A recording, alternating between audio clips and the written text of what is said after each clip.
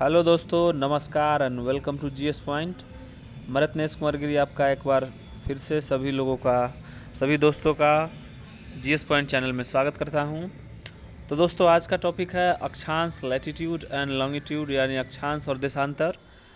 तो हम लोग इस टॉपिक को जो है वो वर्ल्ड ज्योग्राफी के अंतर्गत आता है। इंडियन ज्योग्राफी के अंतर्गत जो है इसके अंतर्गत हम लोग जो है डिटेल से पढ़ेंगे।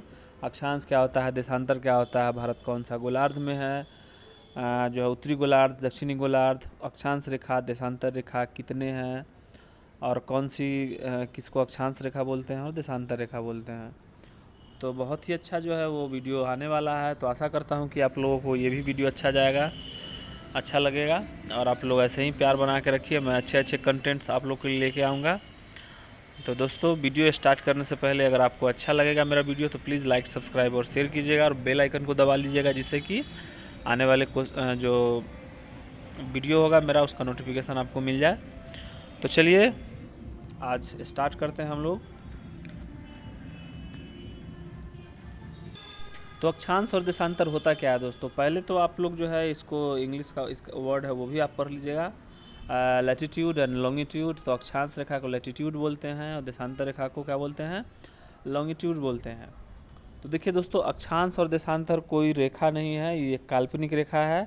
इसको जो है जो स्कॉलर, जो खगोलविद थे, इन्होंने आपका क्या है, अक्षांश और देशांतर रेखा को जो है वो विस्तार करके अक्षांश के अनुसार जो है उष्णकटिबंधीय जोन जो है उसमें बांटे हैं, कौन सा कटिबंध किधर क्या होता है। और देशांतर के अनुसार क्या होता है, 0 डिग्री देशांतर रेखा जो है वो ग्रीनविच से जाता है, वो टाइमलाइन है।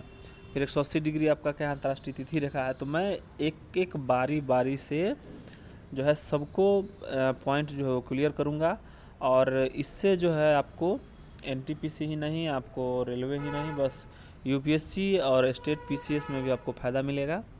तो चलिए हम लोग पढ़ते हैं। पृथ्वी के किसी भी भौगोलिक स्थिति का निर्धारण पृथ्वी के किसी भी भौगोलिक स्थिति का निर्धारण अक्षांश यानी लैटिट्यूड और देशांतर लॉन्गिट्यूड के द्वारा निर्धारित किया जाता है। यह काल्पनिक रेखाएं हैं। जैसा कि दोस्तों आप लोगों ने पढ़ा होगा, मिसाइल सिस्टम जो भारत का है, जो टारगेट करती है, परमाणु हो, मिसाइल हो, चाहे जितने भी आपका वेपन्स है, जो टारगेटेड मिसाइल है वो भी अक्षांश और देशांतर को जो है क्या लोकेट करके वो टारगेट करती है, जिससे कि टारगेट हिट होने में जो है वो सहायक होता है। ठीक है। तो देखिए, अक्षांश रेखा और देशांतर रेखा क्या होता है हम लोग पढ़ते हैं। ठीक है। तो अक्षांश रेखा क्या होता है, देख लीजिए। ये क्या है दोस्तों, ये ग्लोब है। ठीक है, ये ग्लोब है, ग्लोब जो है ये ग्लोब है। इसमें क्या होता है, भूमध्य रेखा। भूमध्य रेखा, भूमध्य यानी भूमि के मध्य से गुजरने वाले रेखा को भूमध्य रेखा बोलेंगे, या सबसे बड़ा अक्षांश बोलेंगे, या फिर भूमध्य रेखा का सबसे बड़ा आपका जो है वो जो त्रिज्या होगा या डायमीटर, वो भूमध्य रेखा होगा। ठीक है। तो आप याद रखिएगा, भूमध्य रेखा क्या होता है, सबसे बड़ा त्रिज्या, या फिर जो है भूमध्य रेखा उसको जो है आपका इक्वेटर बोलते हैं। तो आप इसको भी याद रखना है।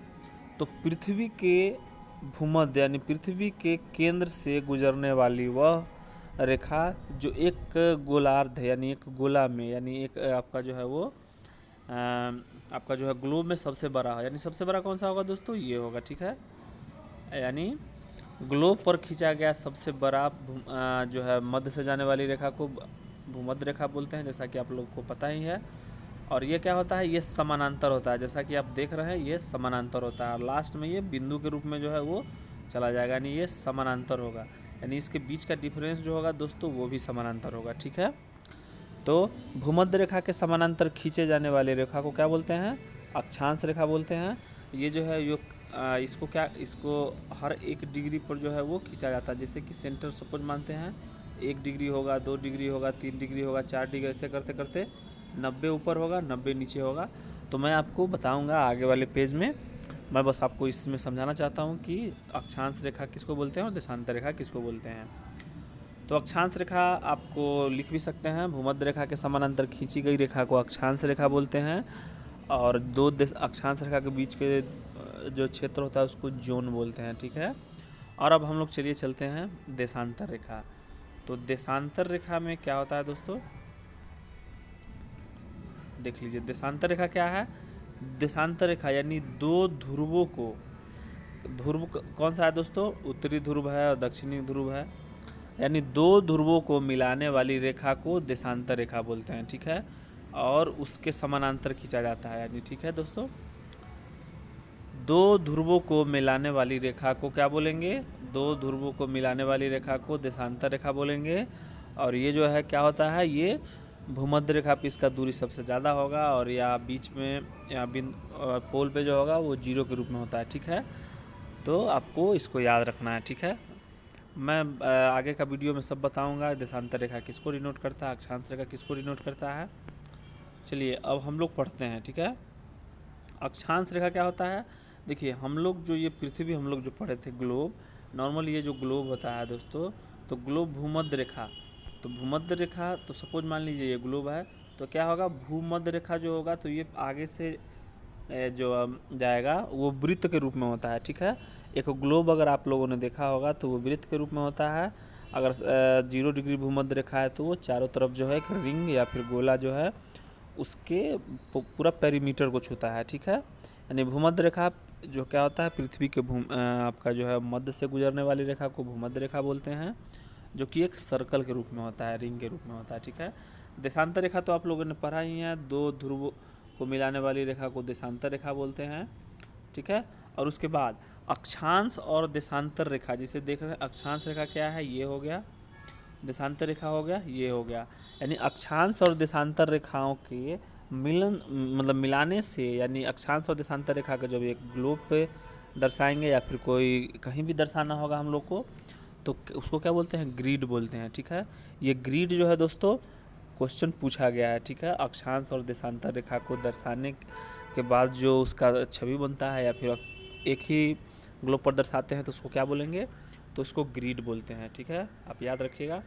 अब हम लोग चलते हैं, देखिए वो तो उस समय क्या था, वो ग्लोब था, अब हम लोगों ने ग्लोब को खोल दिया है, ठीक है। यानी इस पार्ट को इधर कर दिया है, इस पार्ट को इधर कर दिया है, इसके बीच से क्या होगा दोस्तों, ये देशांतर रेखा 0 डिग्री ग्रीनविच रेखा हो जाएगा। तो चलिए हम लोग पढ़ते हैं। तो आप लोगों ने पढ़ा ही होगा, पृथ्वी के भूमि से यानी पृथ्वी के मध्य से गुजरने वाली रेखा को क्या बोलते हैं, भूमध्य रेखा या 0 डिग्री अक्षांश रेखा बोलते हैं, या सबसे बड़ा क्या बोलेंगे, डायमीटर जो होगा उसको भूमध्य रेखा बोलेंगे, या 0 डिग्री अक्षांश रेखा भी उसी को ही बोलते हैं। यानी देख लीजिए सबसे बड़ा रेखा कौन सा है दोस्तों, तो सबसे बड़ा अपना रेखा आपका पृथ्वी के भूमध्य से जाएगी, जिसको 0 डिग्री अक्षांश बोलते हैं, ठीक है। तो अक्षांश भूमध्य रेखा के समानांतर खींचे जाने वाले लाइन को अक्षांश बोलते हैं। हर एक एंगल पे बनता है अक्षांश, ठीक है। तो उसमें क्या होगा, ऊपर में आपका 90 अक्षांश होगा, नीचे में 90 अक्षांश होगा, और इसको और भी डिटेल से हम लोग पढ़ेंगे। तो देख लीजिए विषुवत रेखा, भूमध्य रेखा, इक्वेटर, यानी 0 डिग्री को का एक अन्य नाम है, यानी 0 डिग्री का ही नाम है विषुवत रेखा, भूमध्य रेखा, इक्वेटर, ठीक है। और विषुवत रेखा के समानांतर हर 1 डिग्री पर जो है वो रेखा किया जाता है, जिसको अक्षांश बोलते हैं। तो ऐसे ही करते करते क्या होगा दोस्तों, 23.5 डिग्री नॉर्थ में हम लोग जाएंगे, 23.5 डिग्री नॉर्थ में उत्तरी अक्षांश में, तो उसको क्या हो जाएगा, उसको हम लोग क्या बोलते हैं, 23.5 डिग्री उत्तरी अक्षांश को हम लोग कर्क रेखा बोलते हैं, ठीक है। और वही अगर आप लोग 0 से 23.5 डिग्री नीचे आइएगा, यानी 0 से 23.5 डिग्री नीचे आइएगा, तो 23.5 डिग्री दक्षिणी अक्षांश में क्या बोलेंगे, मकर रेखा बोलेंगे, ठीक है, आप याद रखिएगा।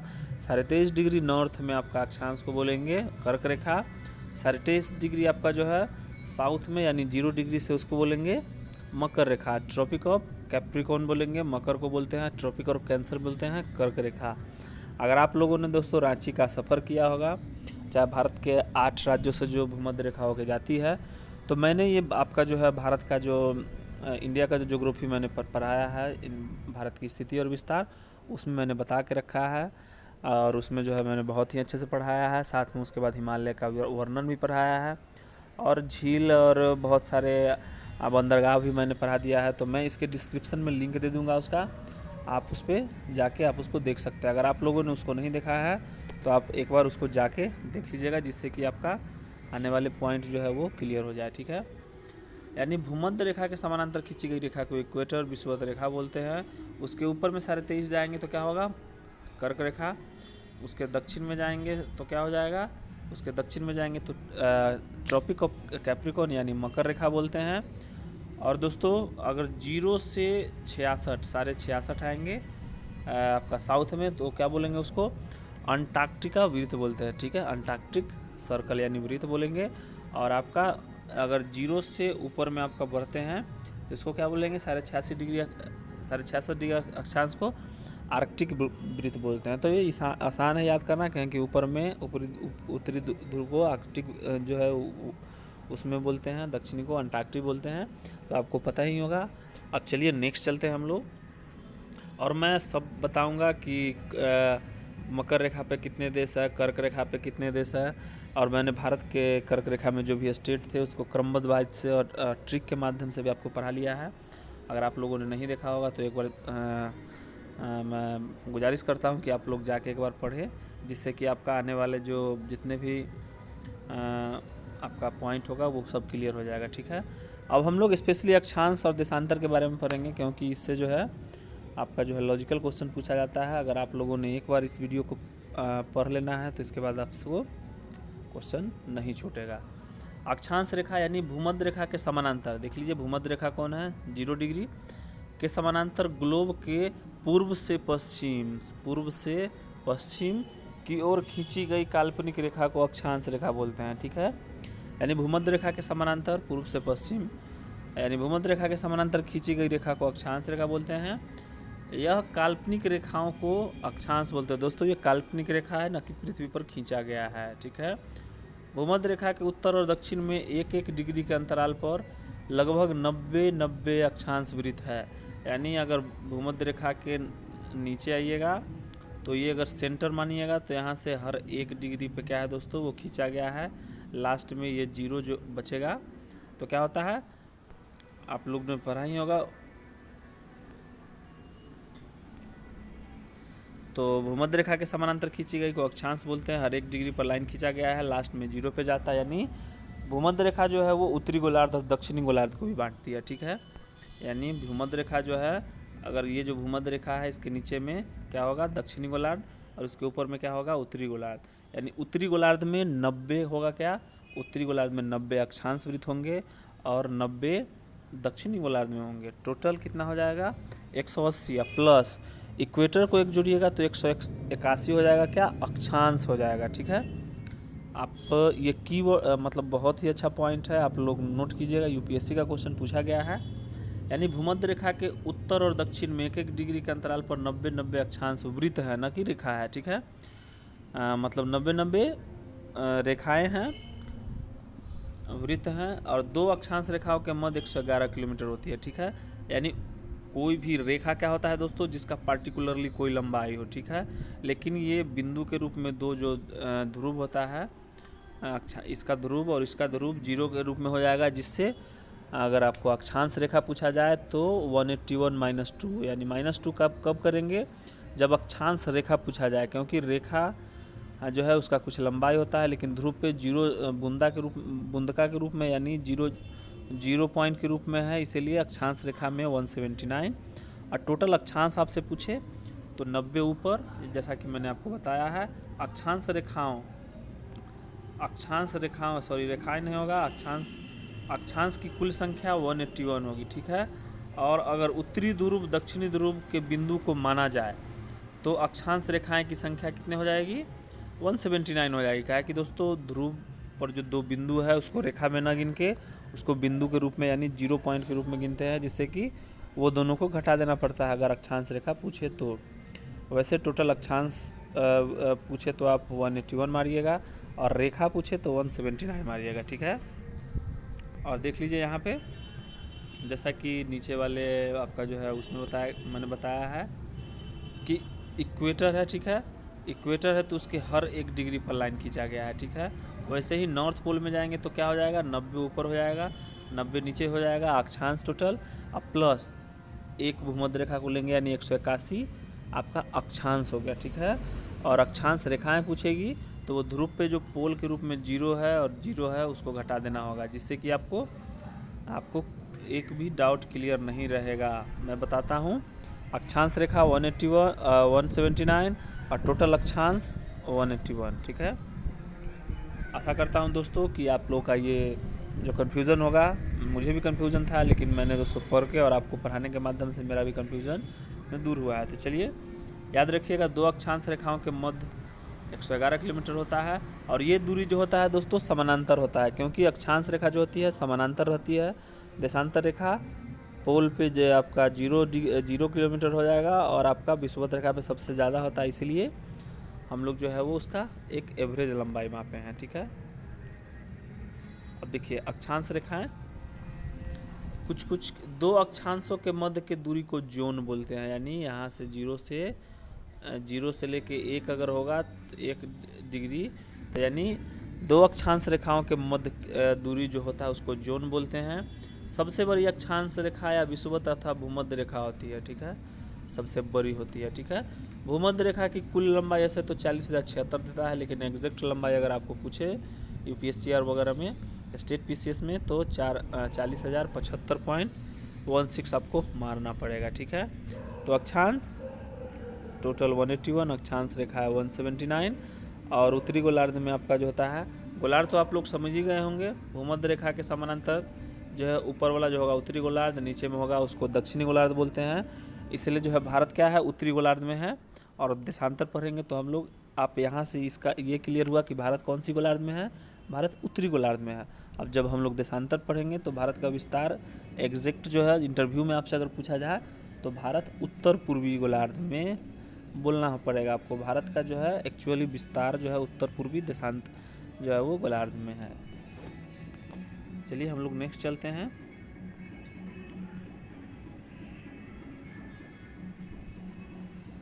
अब हम लोग पढ़ते हैं आपका जो है कुछ इम्पोर्टेंट आपका जो है वो पॉइंट है, आपका जो आने वाले एग्ज़ाम में डायरेक्ट आपसे पूछा जाता है। 21 जून और 22 दिसंबर, तो इसमें बहुत कन्फ्यूज़न होता है, तो मैं आपका जो है कन्फ्यूज़न आज दूर करने का प्रयास करूँगा। तो आप लोगों ने देखा ही होगा दोस्तों, आर्कटिक वृत्त पढ़ लिया है 66 डिग्री, भूमध्य रेखा आपका ये है, उसके ऊपर कर्क रेखा 23.5 डिग्री है। और आपका जो है कर्क रेखा कौन कौन देश से जाती है, भूमध्य रेखा कौन कौन से देश से जाती है, और उसके बाद जो है मकर रेखा कौन कौन से जाती है, मैं इसको भी कराऊंगा और अच्छे से कराऊंगा। बस आप जो है मेरे वीडियो को ध्यान से पढ़िए, और प्लीज़ लाइक सब्सक्राइब और शेयर करते रहिएगा, और बेल आइकन को दबा लीजिएगा, जिससे कि आने वाले नोटिफिकेशन आपको बहुत जल्दी मिल जाए। तो दोस्तों देखिए, सूर्य क्या होता है, सूर्य जो है उत्तरी गोलार्ध दक्षिणी गोलार्ध में क्या करता है, सूर्य एक जगह टिका हुआ है, लेकिन पृथ्वी जो है अपने अक्ष पर 23.5 डिग्री झुके होने के कारण और साल भर जो है वो अपना परिक्रमा सूर्य का करते रहती है, जिससे कि आपका परिक्रमण, सूर्य का 2 गति होता है, परिक्रमण और परिभ्रमण। तो परिक्रमा के कारण क्या होता है, साल भर में आपका जो है वो जलवायु परिवर्तन होगा। परिभ्रमण के कारण क्या होता है, दिन रात होता है, आप इसको भी याद रखिएगा। तो जब सूर्य उत्तरी गोलार्ध में, यानी जब सूर्य उत्तरी गोलार्ध में 23.5 डिग्री, यानी सूर्य जब उत्तरी गोलार्ध में 21 जून को सूर्य कर्क रेखा के एकदम ऊपर चमकता है, यानी 21 जून को जो है दोस्तों सूर्य जो है यहाँ पे चमकेगा, सूर्य जो है यहाँ पे चमकेगा, यानी क्या होगा, उत्तरी गोलार्ध में बड़ा दिन, यानी सूर्य जहाँ पे चमकेगा दोस्तों, सूर्य का लाइट जहाँ पे होगा वहाँ पे क्या होगा, बड़ा दिन होगा। ठीक है, और जहाँ पे बड़ा दिन होगा, अगर उत्तरी गोलार्ध में बड़ा दिन है तो दक्षिणी गोलार्ध में क्या हो जाएगा, छोटा दिन हो जाएगा। बस आपको ये की पॉइंट याद रखना है, यानी उत्तरी गोलार्ध में जिस दिन बड़ा दिन, दक्षिणी गोलार्ध में उस दिन छोटा दिन हो जाएगा। ठीक है, यानी 21 जून को सूर्य कर्क रेखा के एकदम ऊपर चमकता है, इस कारण इस दिन उत्तरी गोलार्ध में सबसे बड़ा दिन होता है। और याद रखिएगा 21 जून को हम लोग जो क्या मनाते हैं, विश्व योग दिवस भी मनाते हैं। उसी तरीके से दोस्तों 22 दिसंबर को क्या है, 22 दिसंबर को सूर्य जो है मकर रेखा, तो मकर रेखा 23.5 डिग्री साउथ में है, यानी ये सूर्य जो है वो बदल के कहाँ पे आ जाएगा, मकर रेखा पे आ जाएगा। ठीक है, यानी जब सूर्य मकर रेखा पे चमकेगी तो क्या होगा, तो जहाँ पे चमकेगी सूर्य वहाँ पे बड़ा दिन होगा। यानी 22 दिसंबर को सूर्य मकर रेखा पे एकदम ऊपर चमकता है, इस कारण यह दिन दक्षिणी गोलार्ध में बड़ा दिन होता है। यानी उत्तरी गोलार्ध में बड़ा दिन पूछे तो 21 जून को, दक्षिणी गोलार्ध में छोटा दिन पूछे तो 21 जून। अगर आपको दक्षिणी गोलार्ध में बड़ा दिन पूछा जाता है तो क्या हो जाएगा, 22 दिसंबर को, और इस दिन क्या हो जाएगा, उत्तरी गोलार्ध में छोटा दिन हो जाएगा। तो आपको याद रखिएगा, यानी जिस दिन उत्तरी गोलार्ध में बड़ा दिन उस दिन दक्षिणी गोलार्ध में छोटा दिन, जिस दिन दक्षिणी गोलार्ध में बड़ा दिन उस दिन उत्तरी गोलार्ध में छोटा दिन। इसके लिए आप लोग क्या याद रखिएगा, डीजे। ठीक है, 21 जून और 22 दिसंबर को डीजे। और 21 मार्च और 23 सितंबर को क्या होता है, इक्विनॉक्स, जिसके अंतर्गत सूर्य जो है वो विषुवत रेखा पे चमकती है समानांतर, जिससे कि क्या होता है, दोनों गोलार्ध में सेम सेम दिन होगा। ठीक है, आपका 21 मार्च एवं 23 सितंबर। ठीक है, लेकिन अगर अधिवर्ष पूछा जाएगा तो 22 मार्च हो जाएगा यानी। ठीक है, चलिए अब हम लोगों ने पढ़ लिया है, तो आप लोगों ने अक्षांश पढ़ लिया, देशांतर पढ़ लिया। अब अक्षांश देशांतर को हम लोग जो है वर्ल्ड मैप पर ड्रॉ करेंगे। तो भूमध्य रेखा के समानांतर खींचे जाने वाले रेखा को क्या बोलते हैं, अक्षांश। दो ध्रुवों को मिलाने वाली रेखा को क्या बोलते हैं, देशांतर बोलते हैं। अक्षांश रेखा जो है समानांतर होती है, इसीलिए 111 किलोमीटर उसका बीच का लंबाई होता है, जोन बोलते हैं। देशांतर रेखाओं का जो है वो पोल पे क्या होता है, वो पोल पे 0 किलोमीटर हो जाएगा। विषुवत रेखा पे सबसे ज़्यादा दूरी होता है, इसलिए एवरेज दूरी माप के उसका एवरेज दूरी कितना होता है, 111.32 किलोमीटर। और दो देशांतर रेखा के बीच की दूरी को गोरे बोलते हैं। ठीक है, अब है दोस्तों देखिए, अब क्या है भूमध्य रेखा। पहले तो हम लोग भूमध्य रेखा चलते हैं। तो भूमध्य यानी भूमि के मध्य से गुजरने वाली रेखा, जो जिसको इक्वेटर बोलेंगे, भूमध्य रेखा बोलेंगे, या विषुवत रेखा भी बोल सकते हैं। तो हम लोग जो है देखते हैं कौन कौन से देश जो है उससे जाती है। ठीक है, तो हम लोग जो है एक एक करके आपका महाद्वीप भी पढ़ेंगे, इससे जो हम लोग का जो है वो क्लियर हो जाएगा। तो दोस्तों पहले मैं आपको बता देना चाहता हूँ, जब जब जब पूरा महादेश एक था, महाद्वीप एक था, उस समय उसको पैंजिया बोलते थे। फिर उसके बगल में पैंथालासा नाम का एक सागर था, और जब वो टूटी, उसमें दबाव बलन ये सब पड़ने के कारण तो उत्तरी आपका जो है अंगारा लैंड और गोंडवाना लैंड का निर्माण हुआ। तो ये दक्षिणी आपका जो है दक्षिणी अमेरिका, अफ्रीका और ऑस्ट्रेलिया जो है वो आपका जो है गोंडवाना लैंड का भाग है। और ऊपर का जो आपका हो गया उत्तरी अमेरिका, एशिया और आपका जो है फिर यूरोप जितने भी है वो अंकारा लैंड का भाग है। ठीक है, याद रखिए। लेकिन भारत जो है वो भारत का जो है भूमध्य आपका जो भारत का जो आपका प्रायद्वीपीय पठार है वो गोंडवाना का है, लेकिन आपका हिमालयन क्षेत्र जो है वो अंकारा लैंड का भाग है। ठीक है, क्योंकि भारत कभी अफ्रीका का अंग हुआ करता था।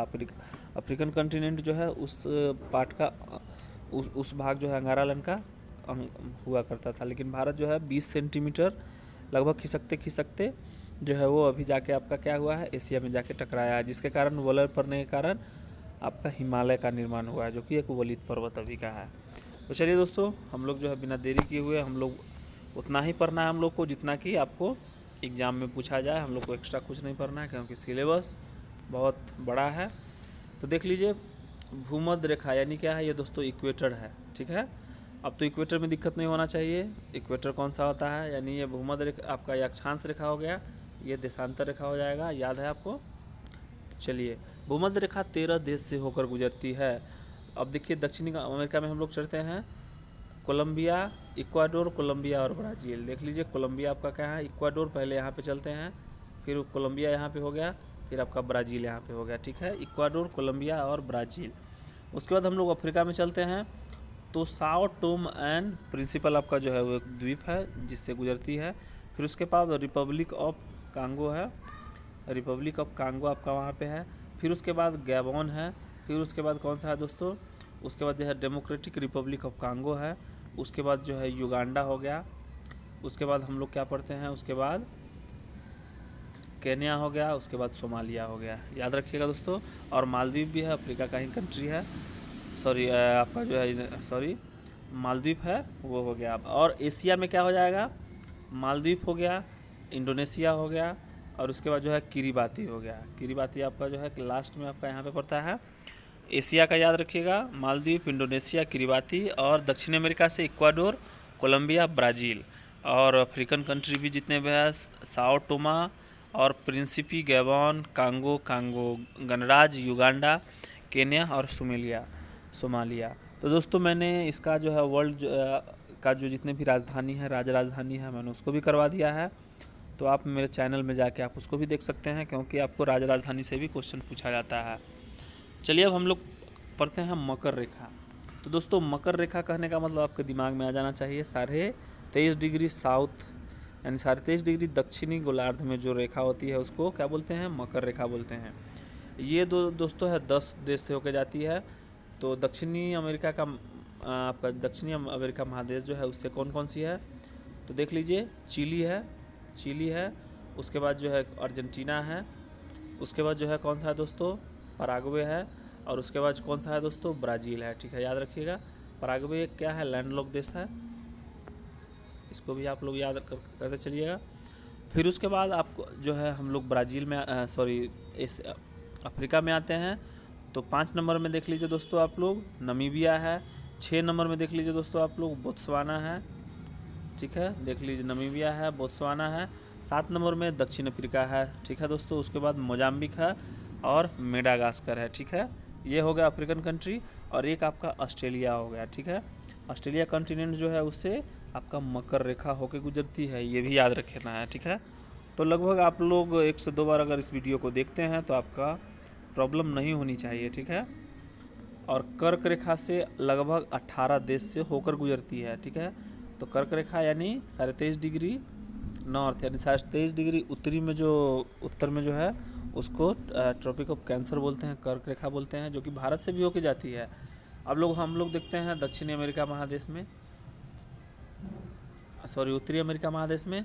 तो पहले तब मैक्सिको आएगा, फिर दोस्तों उसके बाद बहामासा आता है, फिर उसके बाद हम लोग चलते हैं अफ्रीकन में, तो पश्चिमी सहारा। ठीक है, पश्चिमी सहारा जो है यहाँ पे है। ठीक है, तो पश्चिमी सहारा देश जो है उससे जाती है। ठीक है, लेकिन जहाँ तक मोरक्को जो है उसमें अपना जो है वो बताती है कि मेरा आधिपत्य है, लेकिन ये जो है पश्चिमी सहारा कॉन्टिनेंट जो है मूल रूप से माना जाए तो उसी का पार्ट है। ठीक है, तो आप लोग पश्चिमी सहारा याद रखिएगा।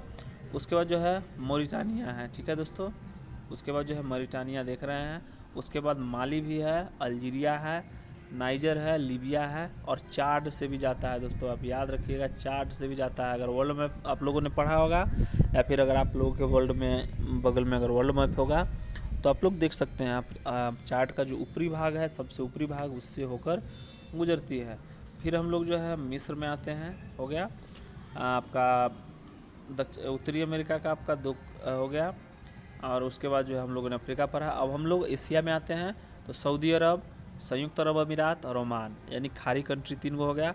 फिर भारत हो गया, बांग्लादेश हो गया, म्यांमार हो गया, चीन हो गया और ताइवान हो गया है। ठीक है दोस्तों, आप लोग अच्छे से देख लीजिए, और इसको कोई भी ट्रिक से याद रखना ज़रूरी नहीं है। अगर आप लोग को ये लोकेशन अगर याद हो जाता है तो इससे क्या होगा, उष्णकटिबंधीय जितने भी घास के मैदान हैं उसमें भी आपको फ़ायदा मिलेगा, जितने भी गर्म जलधाराएँ हैं उसमें भी आपको फ़ायदा मिलेगा।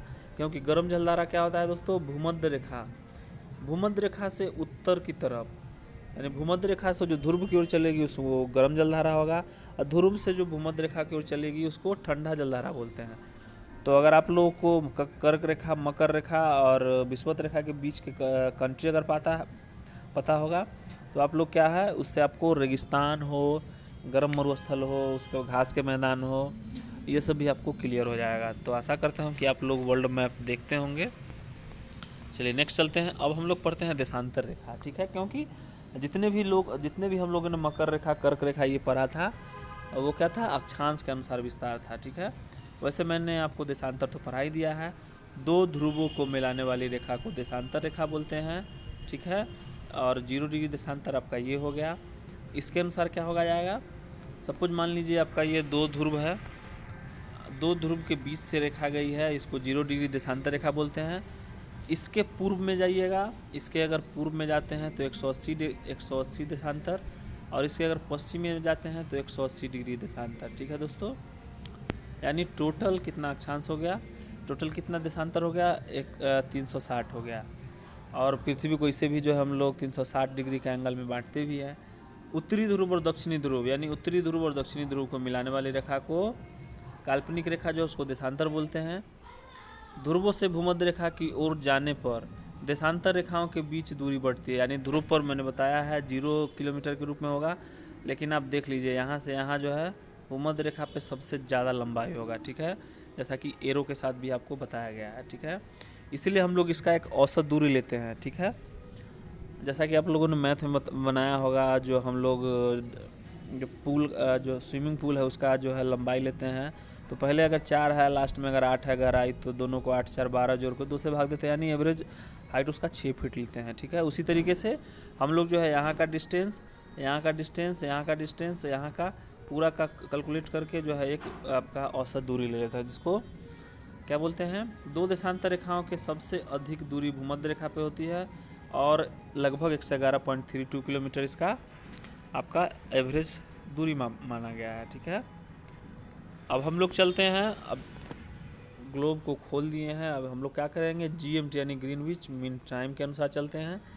यानी 0 डिग्री देशांतर रेखा जो है दोस्तों, ये हो गया यहाँ से यूरोप अफ्रीका कंट्री से जाती है, और हम लोग जो है 1 डिग्री देशांतर यानी देशांतर रेखा जो है वो हर 1 डिग्री पे गुजरती है। ठीक है, क्योंकि दोस्तों जैसा कि पता है पृथ्वी है उसको 360 डिग्री में बांटे हैं, और उसमें क्या होता है 300 पृथ्वी जो है हम लोग का पृथ्वी जो है ग्लोब जो है वो 360 डिग्री में बांटे हैं, और 24 घंटा होता है, 24 घंटा का होता है, तो 24 में 360 से भाग दीजिएगा यानी 15 डिग्री, तो 15 डिग्री देशांतर बराबर कितना होगा, 1 घंटा, तो 1 डिग्री देशांतर बराबर 4 घंटा। तो आपको आप लोग जो है इससे भी अंदाज़ा लगा सकते हैं, चाहे नॉर्मल आप लोग इसको भी याद कर सकते हैं। 1 डिग्री देशांतर बराबर 4 मिनट, तो 15 डिग्री देशांतर बराबर कितना होगा, 60 मिनट का, यानी 1 घंटा चलने के बाद, यानी अगर आप लोगों ने 15 डिग्री देशांतर को पार किया है तो 1 घंटा को पार किया है। ठीक है, पृथ्वी जो है वो 24 घंटा में 360 की जो है एंगल वो घूम जाती है, इसलिए 1 घंटा बराबर क्या हो जाएगा, 15 डिग्री देशांतर, और 60 मिनट लगभग होगा, 1 डिग्री देशांतर बराबर 4 मिनट हो जाएगा। ठीक है, तो हम लोगों ने पढ़ा ही है, और इसके अनुसार जो है दूरी, ये 0 डिग्री क्या है, 0 डिग्री आपका जो है वो ग्रीनविच मीन टाइम रेखा है। यहाँ से पूर्व में जाएंगे तो टाइम बढ़ेगी, यहाँ से पश्चिम में जाएंगे तो टाइम वो घटेगा, क्योंकि पृथ्वी का घूर्णन जो है पश्चिम से पूर्व होता है, इसीलिए पूर्व में पहले आपका जो है वो सूर्य निकलती है, इसी के अनुसार हम लोग जो है उसको डिनोट करते हैं। ठीक है, भारत का मानक समय जानते ही हैं दोस्तों, 82.5 डिग्री जो है उत्तर पूर्वी देशांतर में जो है भारत 82.5 डिग्री देशांतर रेखा जो है वो हम लोग लिए हैं, और भारत का जो है देशांतरीय विस्तार तो मैंने पढ़ा ही दिया, आप लोग उसको भी देख लीजिएगा। 1 डिग्री देशांतर बराबर 4 मिनट, तो हम लोगों ने पढ़ ही लिया है। भारत 82.5 है, तो इसको 4 मिनट से कर दीजिए 330 मिनट, 330 मिनट को हम लोग क्या लिख सकते हैं, 5 घंटा 30 मिनट, और यहाँ से यहाँ के बीच का डिस्टेंस 30 डिग्री है, इसीलिए हम लोगों ने 30 को लेके और बीच से दे दिया है, जो कि इलाहाबाद के नैनी से जाता है, और ये जो जाती है यूपी MP छत्तीसगढ़ उड़ीसा एवं आंध्र प्रदेश 4 स्टेट से होके गुजरती है। ये बिहार दरोगा PT का भी क्वेश्चन था, जैसा कि पूछा गया था। ठीक है, अब अंतर्राष्ट्रीय तिथि रेखा क्या होता है, तो अंतर्राष्ट्रीय तिथि रेखा वो रेखा है पृथ्वी पर खींची गई 180 डिग्री देशांतर रेखा वाली काल्पनिक रेखा को अंतर्राष्ट्रीय तिथि रेखा बोलते हैं, और 0 डिग्री क्या बोलते हैं, ग्रीनविच को टाइम जोन बोलते हैं, यानी वो आपको वहाँ से टाइम डिनोट होगा। ठीक है, अंतर्राष्ट्रीय तिथि रेखा को 4 बार मोड़ा गया है, ये भी पूछा गया है क्वेश्चन। ठीक है, यह रेखा प्रशांत महासागर से होकर गुजरती है, और इसके सबसे नज़दीक बेरिक जल मरुमध्य है, जो कि अलास्का एवं रूस के मध्य है। ठीक है, चुस्की सागर और प्रशांत महासागर के बीच में जो है वो बेरिक जल मरुमध्य जो है वो जोड़ने का काम करती है। तो यहाँ से हम लोग क्या पढ़ेंगे, देख लीजिए, आपका जो बेरिक जल मरुमध्य जो है यहाँ से ये जो है वो अलास्का है, कभी रूस का पार्ट हुआ करता था, लेकिन अभी अमेरिका के पास में है, ये रसिया वाला पार्ट है। ठीक है दोस्तों, महत्वपूर्ण तथ्य के अंतर्गत हम लोग जो है पढ़ लेते हैं, एकमात्र अफ्रीका कंटिनेंट ऐसा है दोस्तों जहाँ पे भूमध्य रेखा तीनों रेखा आती है, यानी भूमध्य रेखा, मकर रेखा, कर्क रेखा जाती है, और भूमध्य रेखा और मकर रेखा के बीच में क्या होता है दोस्तों, उष्णकटिबंधीय जोन है, यानी वहाँ पे जो है सूर्य जो है लंबवत सालों भर जो है लगभग चमकते रहते हैं, जिसके कारण वहाँ के आप लोगों ने देखा होगा अफ्रीकन लोग जितने भी है उनका स्किन जो होता है थोड़ा सा ब्लैक होता है, मतलब थोड़ा सा जो है वो मलिन टाइप का होता है, इसलिए, लेकिन बहुत तरह का जैव विविधता भी वहाँ पाया जाता है। ठीक है, और ऐसे भी अफ्रीका महाद्वीप जो है वो क्या माना जाता है, अफ्रीका महाद्वीप को जो है वो मानव की उत्पत्ति का जो है महाद्वीप माना जाता है, और सभ्यता का पालन पोषण जो महाद्वीप है वो एशिया महाद्वीप है। ठीक है, भूमध्य रेखा को 2 बार काटने वाली रेखा कांगो नदी है। ठीक है, मकर रेखा को तो जानते ही हैं, लिम्पोपो है। कर्क रेखा को 2 बार काटने वाली महानदी है। तो ये सब तो आपको की पॉइंट याद करना पड़ेगा। ठीक है, अब हम लोग चलिए प्रीवियस ईयर का कुछ क्वेश्चन है उसको पढ़ लेते हैं। 1-2 क्वेश्चन आप लोग भी बना के भेजिएगा, अगर आप लोग को आता पढ़ाने से तो क्लियर हो ही गया होगा, वह काल्पनिक रेखा जो पृथ्वी को दो भागों में बांटती है वह क्या कहलाती है? वह काल्पनिक रेखा जो पृथ्वी को दो भागों में बांटती है वो क्या कहलाती है? भूमध्य रेखा है, ठीक है। क्योंकि देखिए ग्लोब है, इसको काटेंगे तो उत्तरी गोलार्ध हो गया, दक्षिणी गोलार्ध हो गया, देशांतर के अनुसार काटेंगे तो पूर्वी देशांतर हो गया, पश्चिमी देशांतर हो गया। भारत कहाँ पे है? यहाँ पे है, यानी भारत उत्तरी गोलार्ध में और पूर्वी देशांतर में है। याद रखिएगा, भारत उत्तर पूर्वी गोलार्ध, भारत उत्तरी गोलार्ध में, पूर्वी देशांतर में, ठीक है। दो देशांतर रेखाओं के बीच निम्न में से किस नाम से जाने जाते हैं? तो गोरे हो गया। देशांतर रेखाओं की कुल संख्या कितनी है? देशांतर 360 हो गया। अक्षांश रेखा तो आप जानते ही हैं कितना है। किसका मिलान गलत है? तो कर्क रेखा 23.5 डिग्री उत्तरी सही है। मकर रेखा 66.5 डिग्री उत्तरी ये गलत है दोस्तों, ठीक है। मकर रेखा क्या है? 23.5 डिग्री साउथ हो गया, ठीक है। और अंतर्राष्ट्रीय तिथि रेखा 0 डिग्री रेखा जो है देशांतर उसको बोलते हैं। दक्षिणी ध्रुव वृत्त 6.5 डिग्री दक्षिणी अक्षांश है, वो तो सही है। यानी आप लोग मिला भी सकते हैं कौन सी गलत है कौन सा सही है। ग्रीनविच रेखा से तात्पर्य क्या है? यानी 0 डिग्री देशांतर रेखा हो जाएगा ग्रीनविच। 180 डिग्री क्या हो जाएगा? वो आपका तिथि रेखा हो जाएगा, ये भी याद रखना है आपको, ठीक है। देशांतरीय दूरी को 1 घंटे के समांतराल के बराबर होती है, तो कितना होता है? 15 डिग्री। आपको याद नहीं करना है, बस याद रखना है 24 घंटा में जो है जो है पृथ्वी अपने आप एक बार घूम जाती है। अब पृथ्वी पर जो है लगभग 360 डिग्री देशांतर है, तो आप जो है 360 से 24 में भाग दीजिएगा तो 15 डिग्री देशांतर बराबर 1 घंटा आपको आ जाएगा। या फिर 1 डिग्री देशांतर बराबर 4 घंटा याद है तो 15 डिग्री देशांतर बराबर 1 घंटा, तो आप इससे भी आप निकाल सकते हैं, ठीक है। दक्षिण अमेरिका निम्नलिखित में से किस देश से होकर मकर रेखा नहीं गुजरती है? तो आप इसको बताइए, आपके लिए ये क्वेश्चन हो गया। वैसे मैं आपको बता दूंगा, मैंने आपको अच्छे से समझाया है। कर्क रेखा कहाँ से नहीं गुजरती है? तो नेपाल से नहीं गुजरती है, ठीक है दोस्तों। काहिरा का समय ग्रीनविच से 2 घंटा आगे है, अतः काहिरा कहाँ होगा? तो मिस्र काहिरा कहाँ होगा दोस्तों? आगे हो जाएगा 0, यानी 2 घंटा जैसे ही जाएंगे, यानी 2 घंटा जाएंगे तो 15 दूना 30, यानी 30 डिग्री पूर्वी देशांतर, 30 डिग्री पूर्वी देशांतर में हम लोग मार देंगे, ठीक है। पश्चिमी में जाएंगे तो क्या होगा? 2 घंटा पीछे हो जाएगा, ठीक है। एक देशांतर को पार करने में 2 स्थानों के स्थानीय समय के बीच क्या अंतर होता है? यानी एक देशांतर में 4 मिनट का अंतर हो जाएगा, ठीक है। यदि किसी स्थान का स्थानीय मानक समय ग्रीनविच से 12 घंटा आगे है तो वह स्थान कहाँ होगा? 12 घंटा आगे है तो वह स्थान कहाँ होगा दोस्तों? तो 12 घंटा आगे होगा, हो जाएगा तो क्या हो जाएगा? 180 डिग्री पूर्व में हो जाएगा, ठीक है। याद है? तो आशा करता हूँ कि दोस्तों आपको ये वीडियो जो है बहुत ही अच्छा लगा होगा और थोड़ा सा लंबा बन गया है आपको लोगों को समझाने के लिए, तो इससे कोई बात नहीं है। बस आप लोग टाइम बाउंड हो नहीं, कोर्स बाउंड होकर आप लोग पढ़ें। तो मिलते हैं नेक्स्ट वीडियो में, तब तक के लिए जय हिंद, नमस्कार, सत श्री अकाल। थैंक यू फॉर वॉचिंग दोस्तों, जय हिंद। पढ़ेगा इंडिया तभी तो बढ़ेगा इंडिया।